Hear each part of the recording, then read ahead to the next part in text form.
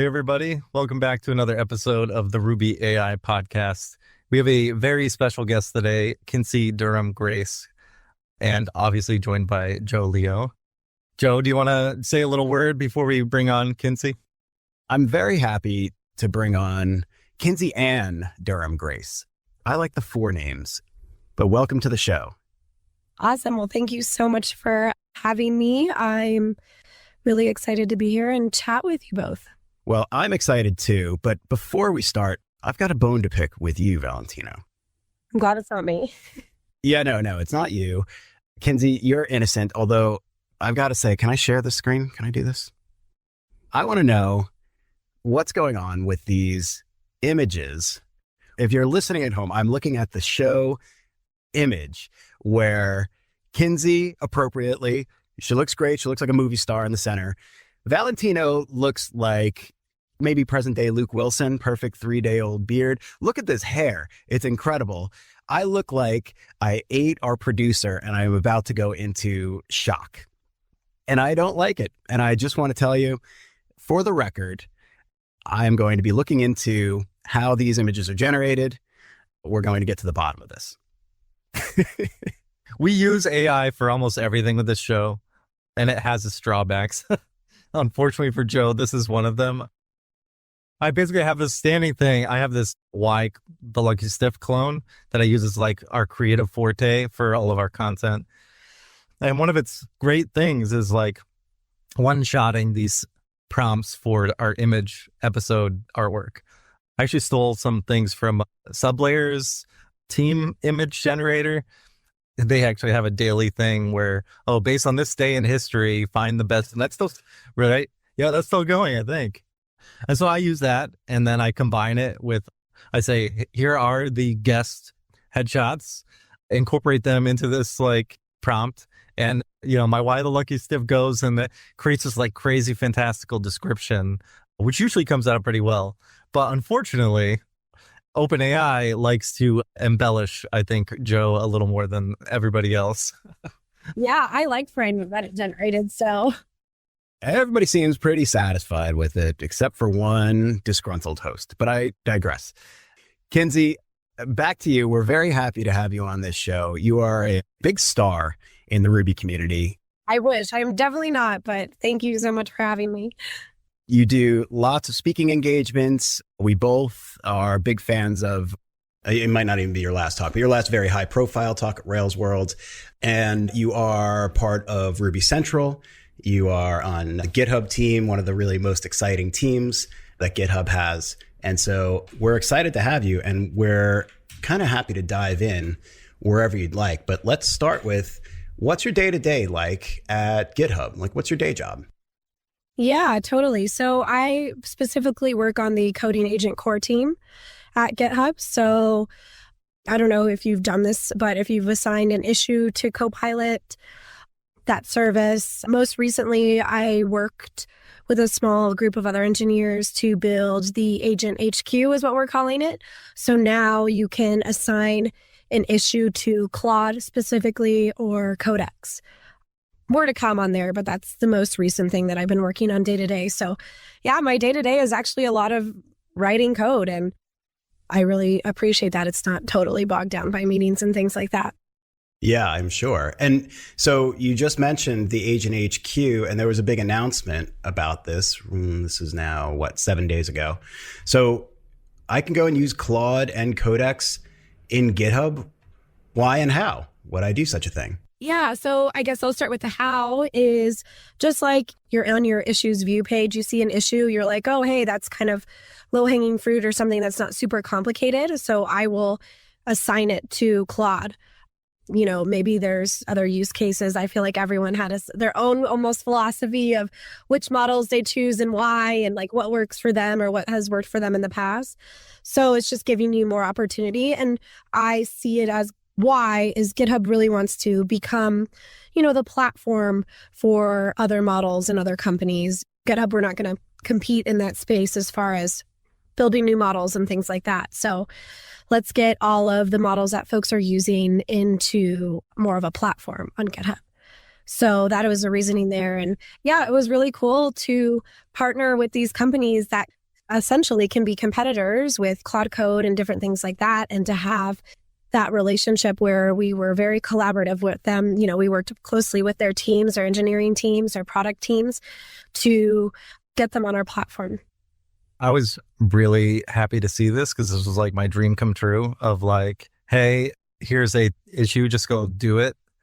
And so how close are we to like, okay, somebody coming onto your open source project and paying for it?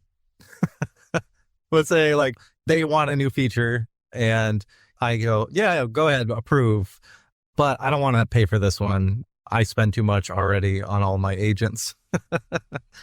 Is that something that's even thought about or? Well, like providing almost like free credits almost to like open source type projects.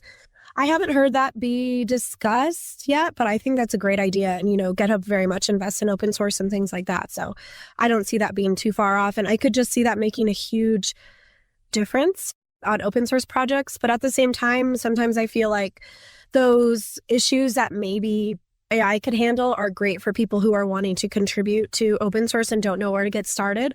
So a little bit of me is like, oh, I don't want, AI to totally take over that, because I think there's a lot of really great issues that if people are wanting to contribute to a project, those would be the types of issues to pick up and kind of get your feet wet in the repository. Yeah, I get it. I'm kind of torn on. I originally had you on because I saw your Rails World talk, which is fantastic. Please go watch that. It outlines everything I think a lot of people should see for a holistic view of how to use AI like responsibly, but also like for your different use cases, because there are so many, as you put, and you broke it down really great. So you go watch that talk. It's really fantastic. You also kind of mentioned like, these aren't like coming to like take our jobs, right? As kind of like your final address of the talk. And I feel like that's more and more what I see is like people trying to just say, I still like to code, right? I feel like this is DHH's like, he keeps harping on it, saying how much he doesn't like it. And now I see him writing more and more about how much he does like it. So I don't really know. I like the whole like co-pilot aspect of things, of something working with me, doing the tasks that I don't want to do, but also like a sounding board, like so many of these things of like assistance versus ownership. How do you feel about that? I totally agree. I think there's some things, it's kind of rare when I can literally just assign an issue and then it's like done, it's perfect, I ship it. It's like a lot of steering, a lot of guiding, like think about this, it's really not that yet.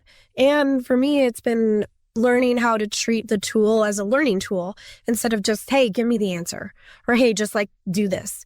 If I'm just using it almost like a pair programmer more versus go do my job for me. But I won't lie, sometimes when I have to write tests, I'm like, please go write the test. And then I'll just go look at them. But like stuff like that I don't necessarily love doing, I like being able to have Copilot write those tests for me. That's like a big win.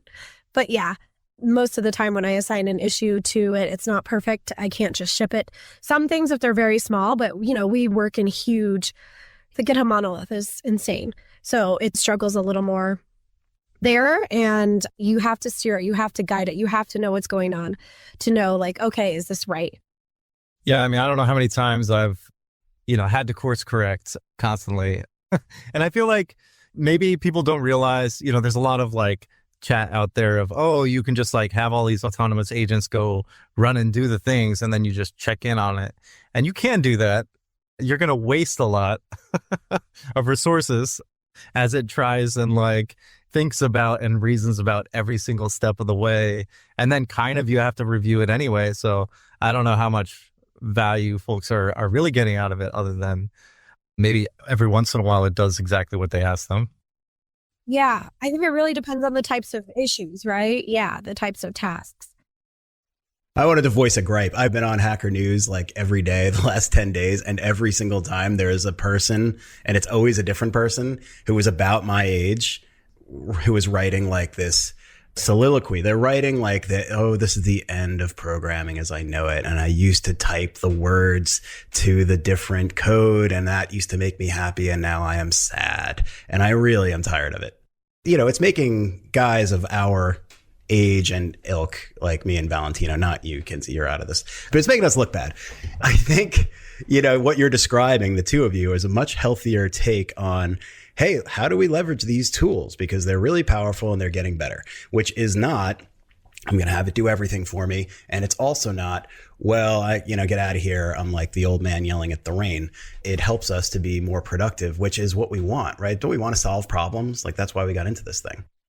Right. And I still feel like I'm solving just as many problems, even though I'm using these AI tools. It's just learning how to use them and when they slow you down and when they make you faster and, running with that. So I am more productive, and I do appreciate that because maybe I can finish a task quicker. And I know I touched on this a little bit in my talk, and, I have 2 young kids, so I can do that and I can go pick my kids up from school, but I still can meet that deadline and different stuff like that. So that's important to me. Yeah. So I'm curious, getting back to your work. This is super impressive, being able to just assign Copilot to an issue and just have it work and come back. There's got to be a lot of behind the scenes aspects and challenges that you face through that. What are some high levels? What are you still seeing as far as challenges with that kind of thing, right? And what has really worked well for you? So the service that powers this is a service that's separate from the monolith, but we have to do a lot of work in the monolith. So when you ask me that question, the first things that come up to me are what everyone else is facing, maybe in big monolith apps is I have DX problems, right? Running something locally, getting our local environment working between all these services and all the things has been a really big challenge for us and keeping us from moving as fast as we would like to. And then second being just the pain points of deploying in the monolith. If there's a rollback, or we have so many people committing to the monolith in GitHub that it could take a whole day to deploy, which for, bigger companies, that's pretty normal, right? But I'm used to running pretty lean and that sort of thing. Just deploy. We do deploy multiple times a day and that sort of thing. So really just, I think problems that everyone else are the biggest barriers there is just the pain points of working in a big monolith. And it just feels a lot easier when I'm in the smaller service that's behind the coding agent. But yeah, when I have to go back to the monolith, which a lot of work because talking back and forth, that sort of thing, assigning to issues, that's all monolith, are all things that we all experience day to day working in big Rails apps. So I really enjoy open source because I get a break from that. Yeah. And I can run tests in under a minute, right? Right. And it touches so many things. So I'll have a test fail over here, but it takes a half hour for my CI to, yeah, I get it. Yeah. So I'm curious, what are your agentic strategies? What is your day-to-day workflow as far as how involved you get your AI usage to build the thing that's making it easier for everyone else, right? Yeah, I really try to use all the tools that I can just to experiment with it and also to give feedback to other parts, of GitHub because, different teams work on different things. We have VS Code chat, all the things. And so I really do try to use those tools because, again, I'm still trying to figure out, okay, where can I be faster and where does this slow me down? So for smaller issues that I know aren't too complicated, I do assign Claude or I assign Codex or Copilot, that sort of thing to really use that tool and see how it does. And again, I usually have to steer it and maybe make some changes, that sort of thing. But I also have been using the GitHub CLI a lot in a code space. We have custom agents that are built into those that I've been using. So it's really nice to, use a custom agent that is specifically geared towards what I'm trying to do. So one of the services I work in is in Go. So we have an awesome Go custom agent that my coworker who's a Go expert wrote, and it's been really improving my Go and writing it in the way that, he's a Go expert, that he wants me to write it, that sort of thing. So, and instead of having to bug him, he's very busy and I can leverage that agent to help me get better at writing Go and that sort of thing. Cause, my background is Ruby. So that's one of the major use cases that I've been doing besides like assigning the smaller issues. Cause if it's a bigger, more complex thing, like a lot of the stuff we had to do for Agent HQ, I could not assign it. I get one sentence, I'm going with it. I know what I need to do in my head, but I can't assign it. It's too big of a problem. So I'm interested in this like agent aspect that you're talking about. Where is like your coworker that's an expert in Go making this agent, and like where does it live and how do you make use of it? Is this all like on the GitHub project that you share? Yeah. So basically you can add custom instructions and you can build custom agents within GitHub and have that in the GitHub CLI in a code space is how I use it. It's really easy to use. The UI is pretty simple once you're in there. It's like, I can't remember exactly the command because I have it do it automatically on my machine, how I have it configured, but I think it's like / GitHub CLI or anything if you have it installed. And then you can just say like custom agents and you click the one that you want to use or select the one that you want to use. And yeah, I've found that to be really helpful. And anyone, if you have Copilot and things like that, you can build and use these custom agents on your team and tune custom instructions to all that. And it's been pretty cool to use. And then sometimes I'll use the chat in VS Code as well too, but mostly I've been relying recently on the CLI. So they've been doing a ton of work on that and it's been getting a lot better and really helpful. Yeah, that's really awesome. Is that something that you can use outside of the code space or do you have to be within the code space? No, you can use it outside of a code space. Yeah. I honestly haven't looked at this yet, so I'm pretty excited. Yeah, I'll send you a link and we can post it. And yeah, it's a newer thing. And in the Monolith, we have various ones that are for helping you with like bigger Rails applications or different things like that. I don't know. There's a few in there that folks are using too. So yeah, seeing that catch on and just seeing how useful those specific ones can be has been helping my day to day. But yeah, but also just good old, chat VS Code sometimes. And, now with like OS 4.6. Yeah, full disclosure, I am a heavy Claude Code user. Okay, no, that's totally. It's been disclosed more than once on this show. Yeah, I think I watched an episode where you mentioned.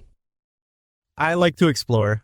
I'm an explorer. So I'm going to give this a shot because I do find my workflow tends to cater toward like very specific instruction sets, which then become like, hey, go review this PR in this way. And we're in a different repo. So maybe that review is different depending on which repo that it's in. And so I have these various commands that live within the repos themselves. And maybe an agent would be better use case for that. Yeah, I think you should try it. You should try it and let me know what you think. This is sounding more up my alley. Yeah. That's actually one thing I dislike about it is I have to be like an active participant for those like kinds of things. I could send them to a background agent to work on, but I like to see what's happening. Is that something that I can get out of an agent as well as kind of peeking at their activity? Yeah. So we have sessions. We have like a UI where you can literally read through everything it's thinking, everything it's doing.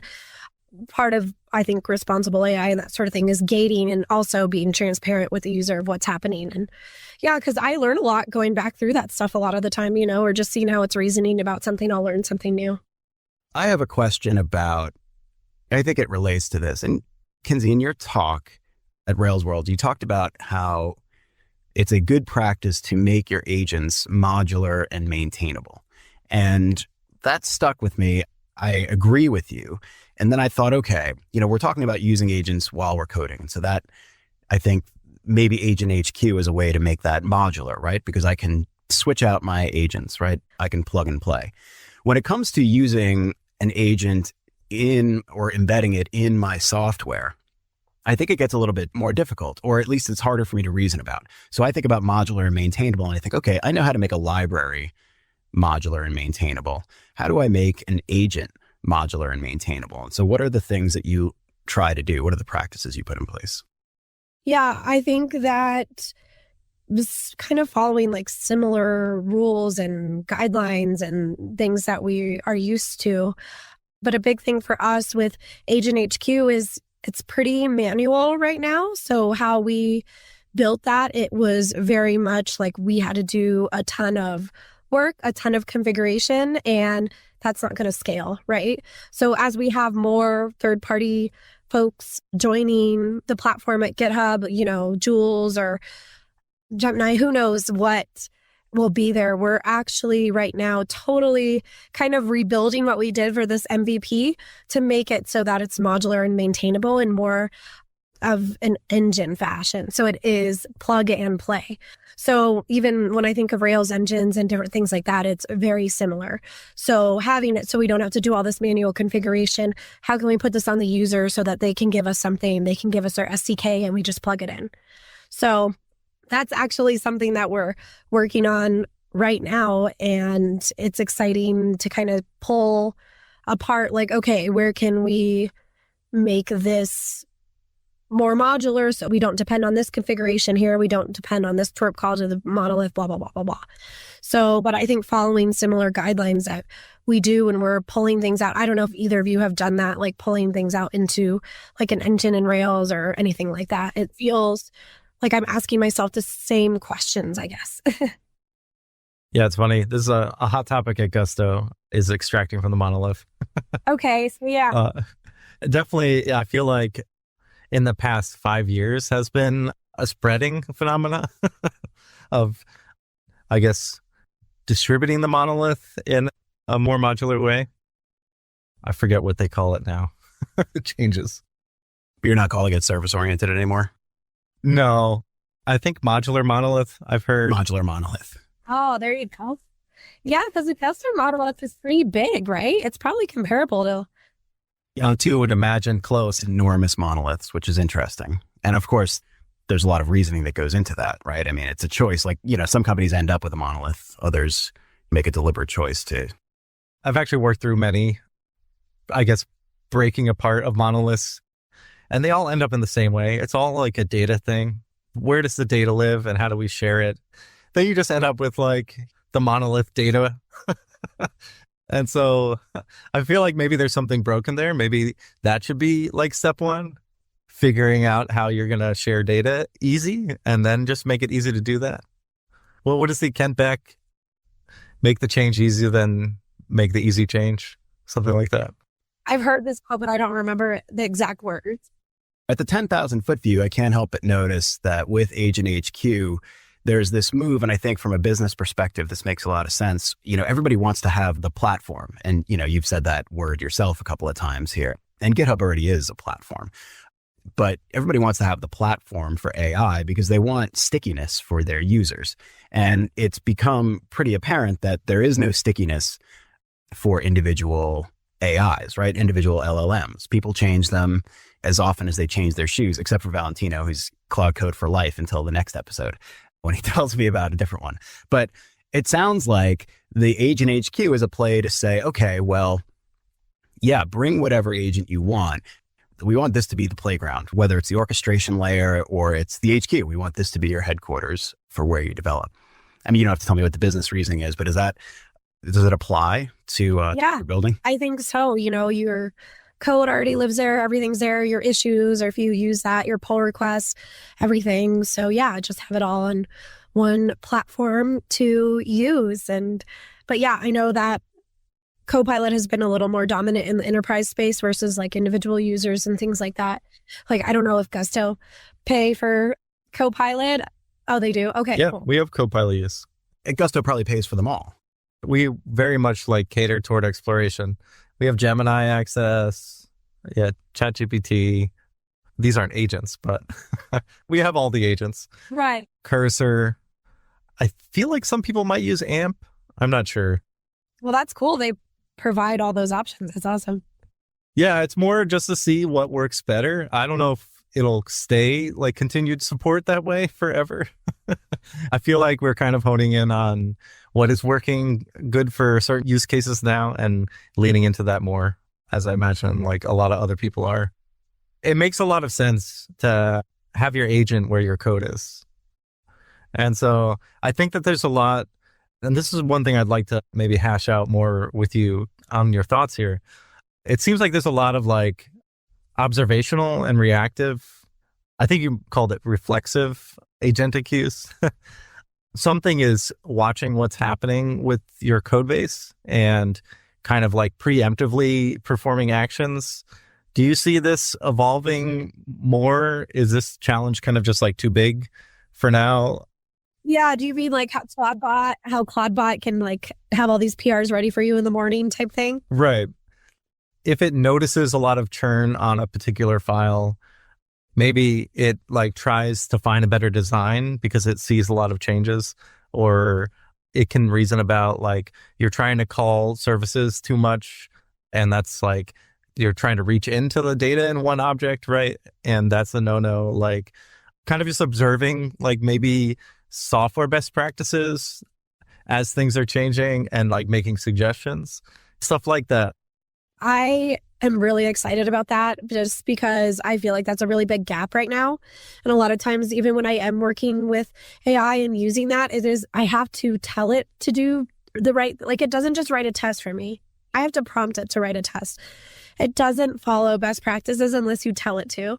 And a lot of the times I'm like, no, that's not good code. It's like, you can do better than that. So I'm excited for that. And I know there are certain things like we had a lot of, you were talking about, Redis falling over. We had, a similar issue this week at GitHub, which I'm sure a lot of you felt. And yeah, help with that or agent with that could like alert us to that, like, hey, this is like going to be a problem really soon. I think that's really exciting and something that we should be investing in, agentic workflows, that sort of thing. But there's always that other side of the coin where it's like, oh, you don't want it doing too much, and kind of where that balance is right now. And hopefully the models are good enough when it can do that kind of stuff. So I'm just doing baby steps right now where I have like pre-commit hooks that are like, hey, make sure that I'm not committing 1,000 lines of change. I'm like trying to use it to like combat AI, which maybe isn't a great idea, but that's kind of me being a little bit proactive deterministically. Yeah. I'm more curious about the observational stuff. Trying to remember their Mastra AI. They just announced their observational memory. Oh, okay. I'm gonna have to look in, because I would love to wake up in the morning and have like an issue, or instead of like a pull request or whatever, just like it created an issue for me that tells me all these like pain points and like a high level, like, hey, you should. Yeah, I think that would be really cool. And especially, if you're working in the GitHub ecosystem, it has your activity. And so like it has the activity of the repos, like every object has activity related to it. And it seems naturally that this would be a thing that just like falls into place of, okay, here's the observation that we noticed, and we're going to do these things because we know you're going to have to do them anyway tomorrow. I love it. Hey, I'm going to go pitch this right now. It's interesting that you two bring this up, because the things that I noticed from OpenClaw when I set up an experiment with it, is that they have two really easy concepts: the heartbeat, which is really just like a cron tab, and then polling.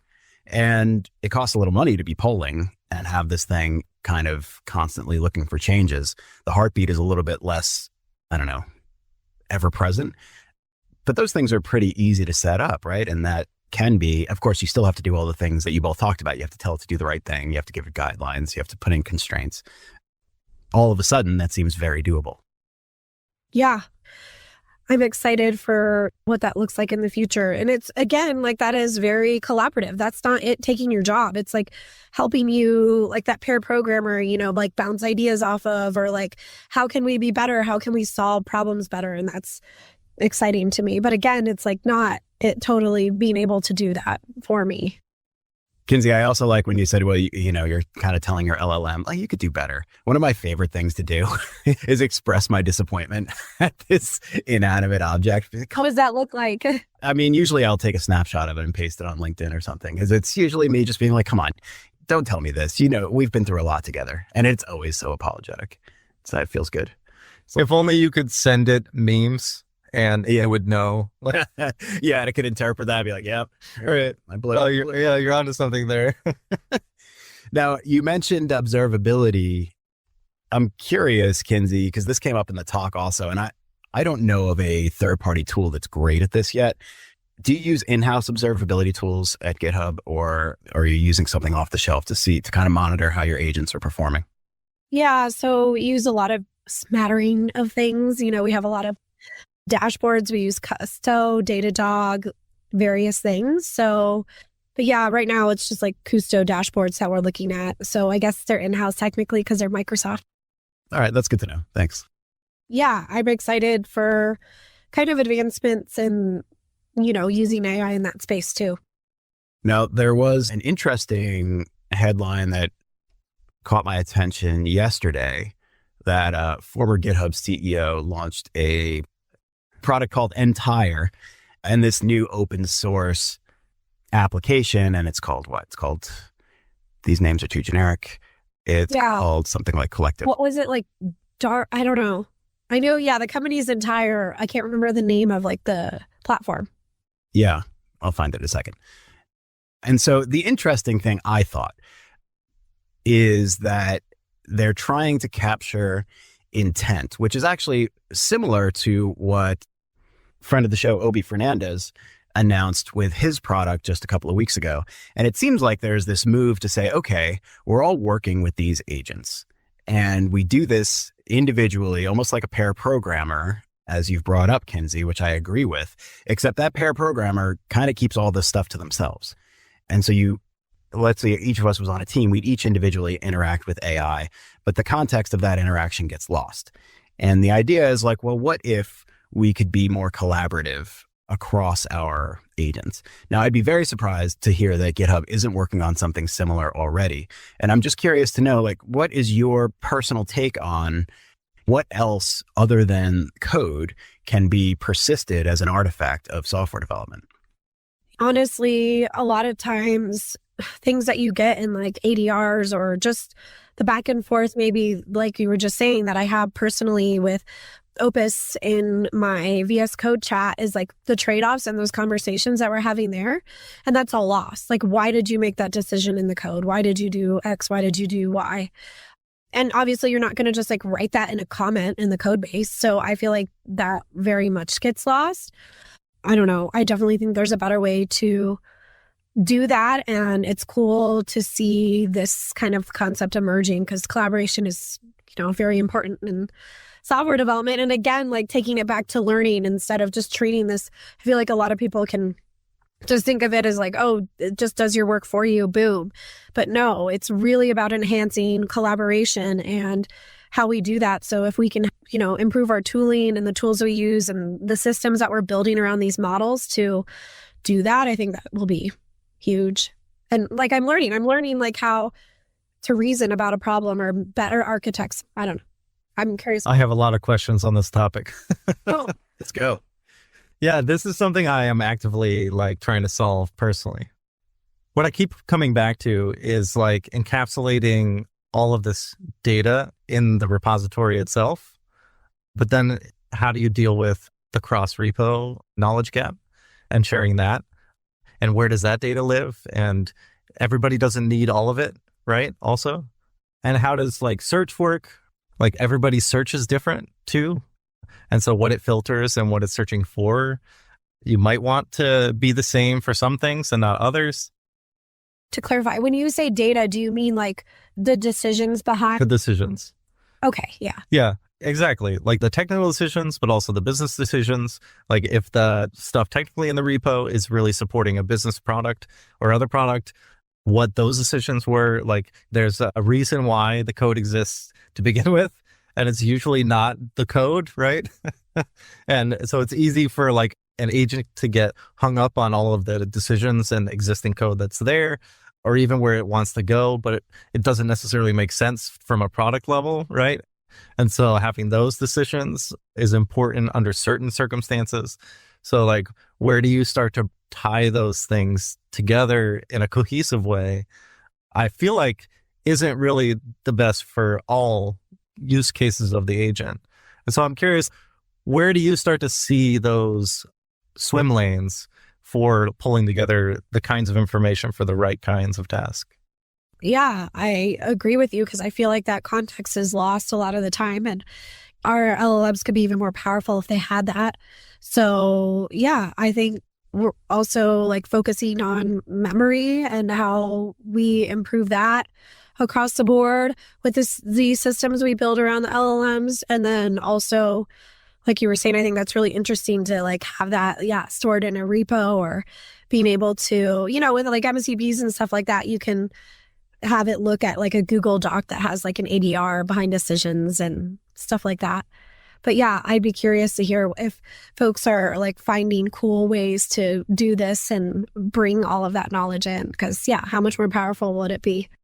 Yeah, it's, my current exploration is like having a repo local fact storage. So like right now it's tied into Claude Code in a hook. So like every single change gets captured into and extracted as like a fact, an entity. And so I can search on it later. And then it stores also global stuff. So it'll notice as I'm working through that this isn't just repo specific, and maybe store it in a global database, which is just in my home folder. And so I basically end up with these like two SQLite databases that uses Stephen Marham's great, ExtraLite database. So I can get like multiple database searches to like blend the answers together. So as it starts, anytime it like makes another request, it'll go and it'll search for any facts that are related and inject those into the context automatically as like a hook mechanism. It's fun, but I was like, I made a benchmark.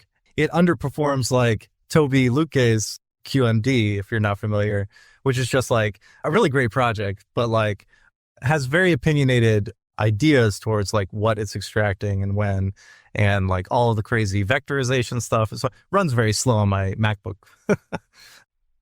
It underperforms in terms of speed. It overperforms in terms of quality of responses. So meaning it finds the right bits of knowledge to inject for the context.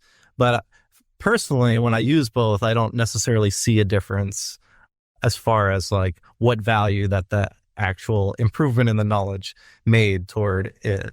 Because there's that you're getting back, or the collaboration is improving.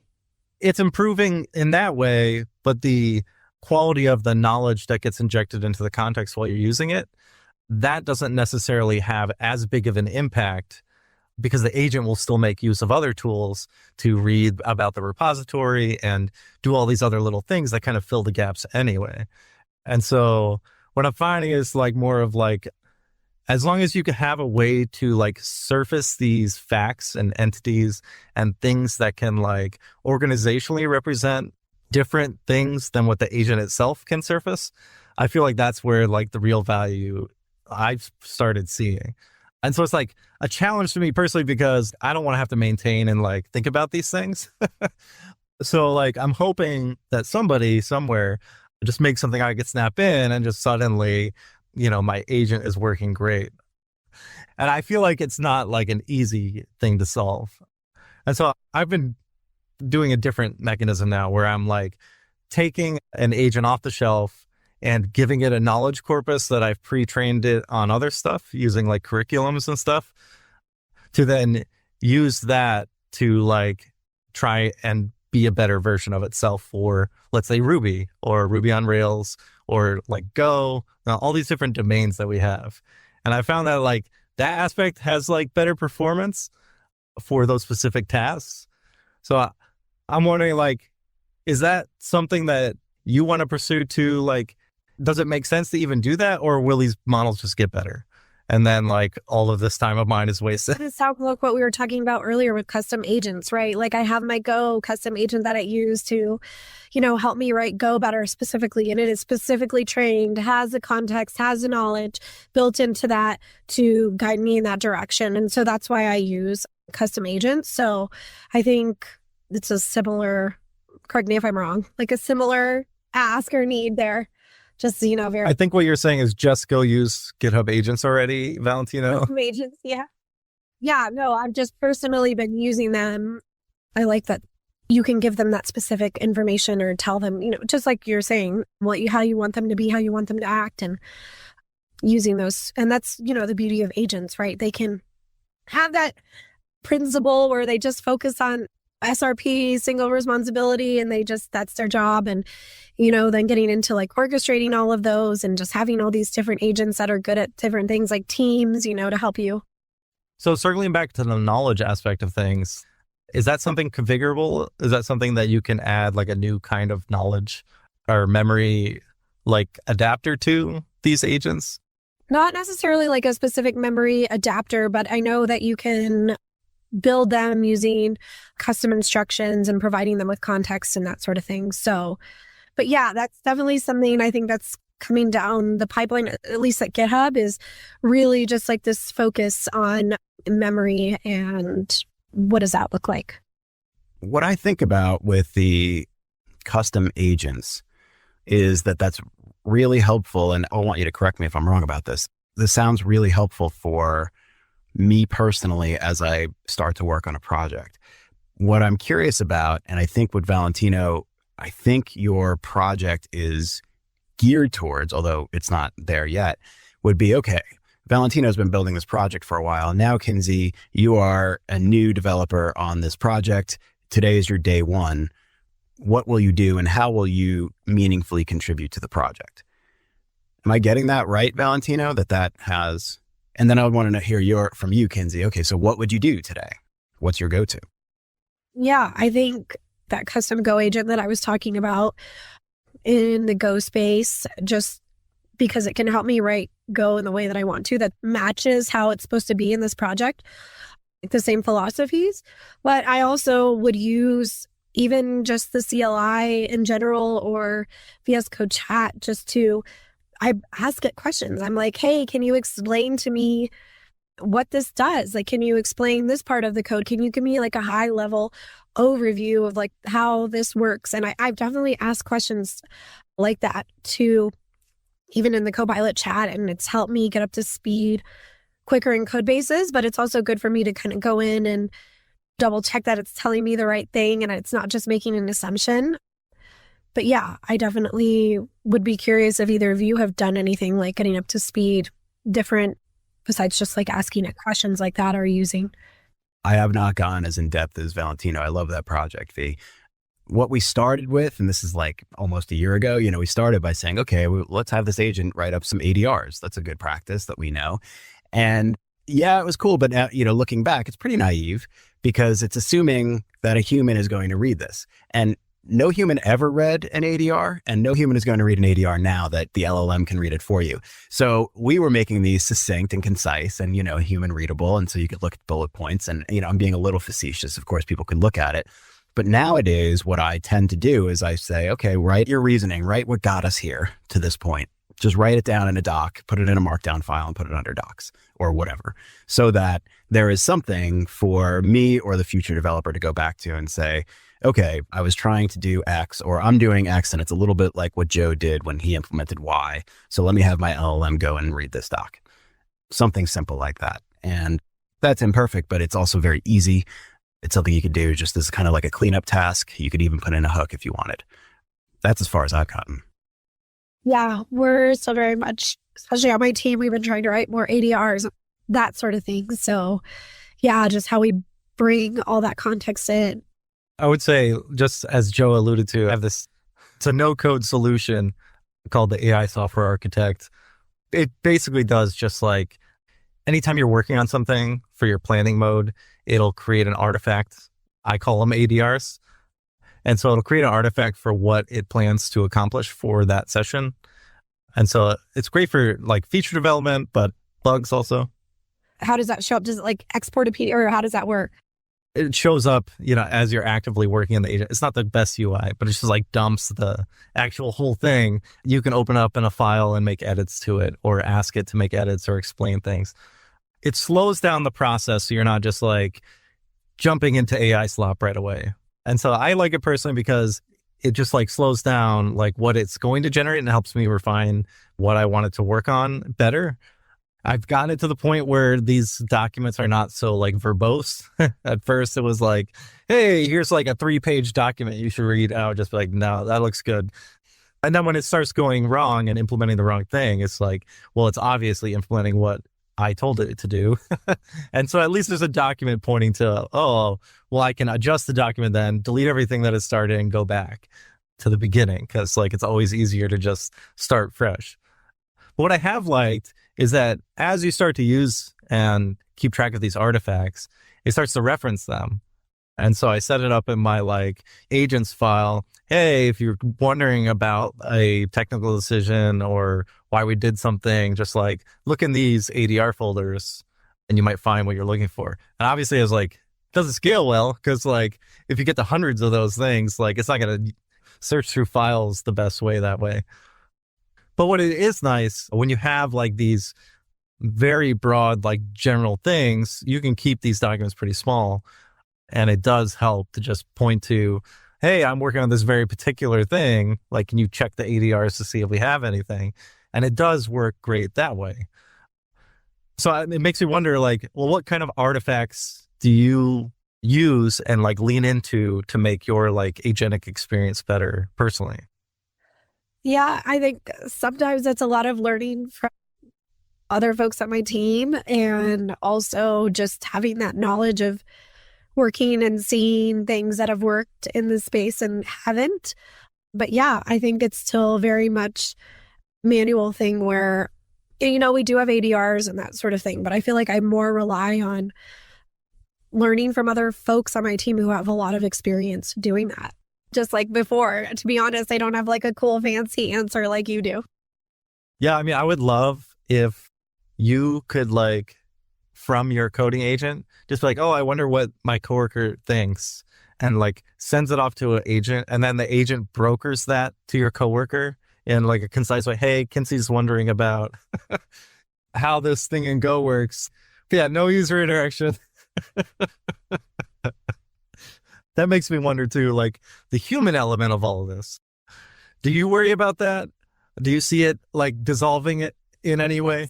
I still like having these like architectural discussions about, you know, how we're going to build this with my coworker over a Zoom call because I'm remote. So I also just don't want that to go away, to be honest. And I still enjoy that part of my job a lot. So yeah, I don't expect it to go away for what it's worth. I expect that the conversations over things that we currently spend a lot of time thinking about probably will go away and they'll be replaced by us thinking about higher order problems. That's my guess. I'm a little bit of an optimist.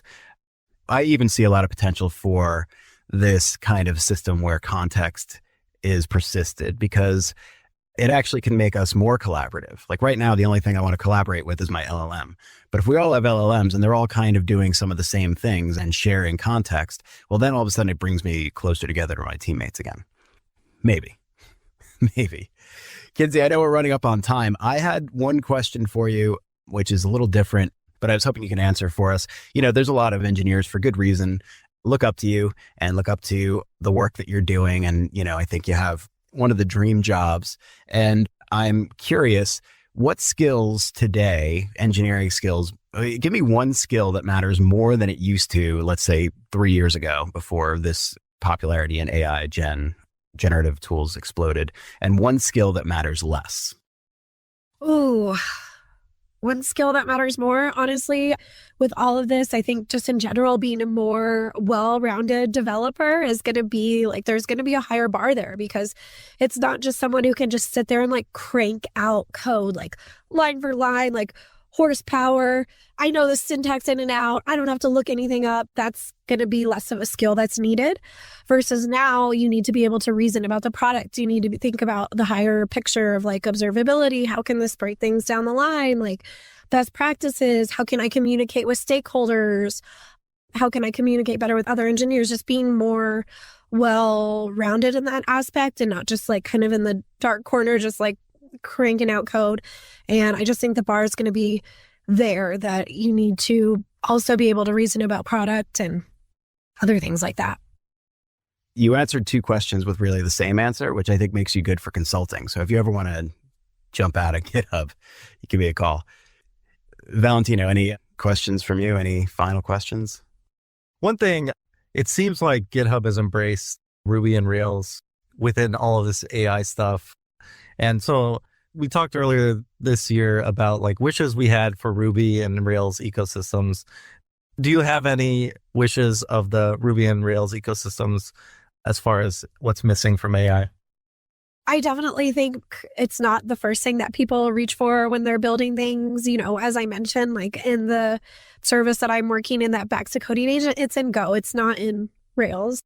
at GitHub. So I think the tooling is a little bit of a step behind, like the official like Ruby SDK for MCP or whatever. That was like way after Python and TypeScript and things like that. So just making sure that we are thinking about this stuff and making sure that our open source community follows that and that we're just remaining a key player in the space. But I've heard that there's a big resurgence with AI and Ruby because it's really good at like syntactic sugar. I've heard all the different things. So just making sure that we're staying. You've heard is correct. And we don't want to fall behind.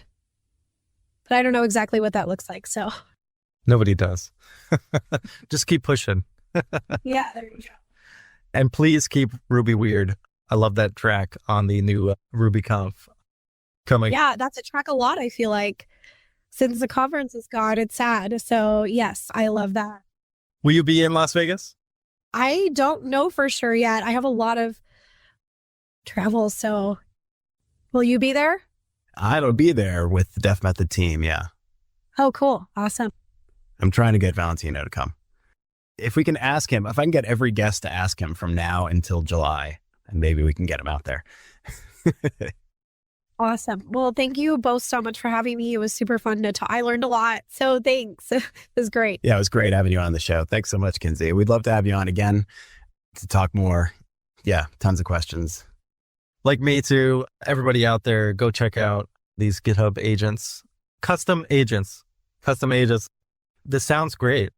Exactly what I need. So Cool. I'll be curious. I'll send you questions. Yeah, totally. Feedback. All right. Thanks for coming on, Kinsey. This was great. Thanks very much. Bye, everybody. Bye.